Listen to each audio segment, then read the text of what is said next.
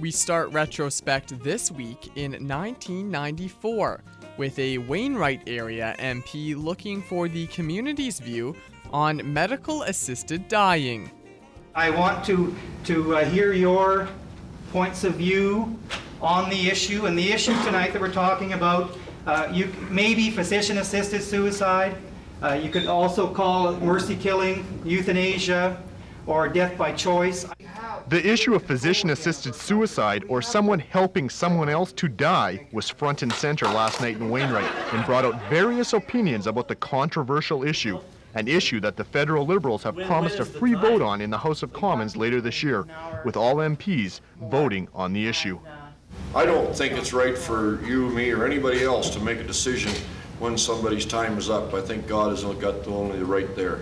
Well, I don't know, and that's why I'm here tonight, I guess, to find out both sides, and I'm getting the feeling I'm only hearing one side, and I want to keep my mind open and make sure I have both sides of the story.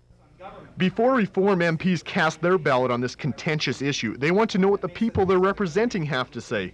Benoit is strongly against physician-assisted suicide, but everyone living in Benoit's constituency can expect to receive a survey in the next month to voice their opinion on the issue, and what they have to say will be heard in Ottawa. I don't know that I'm hearing a balanced view. That's why the survey is critical. And then that's why the survey will be going out to every household in the constituency. And I will vote for what the majority of the people that return this survey tell me.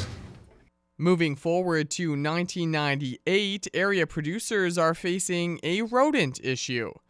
It can be a very serious economic hardship to many farmers.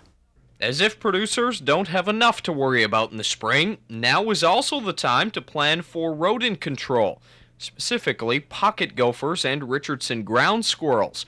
Vertebrate pest specialist John Bourne says they can wreak havoc on your farm. Damage to machinery and so on, because these animals leave large deposits of soil on the surface, and it also may preclude harvesting, and may even preclude the use of a pasture land simply because it's so heavily infested. Bourne says population numbers do not seem to be dropping, so it's a management issue, and there are several tools available to producers to control the rodents. They include ready-to-use baits as well as anticoagulants, which are mixed on the farm. The downside to the anticoagulants is that you'll probably need a second and maybe a third feeding of the ground squirrels. The ready-to-use baits, such as this ready-to-use bait, is a strychnine-based bait that is already mixed with the grain. Richardson ground squirrels can also be eradicated with a new ready-to-use zinc phosphide mix, traps, or fumigants.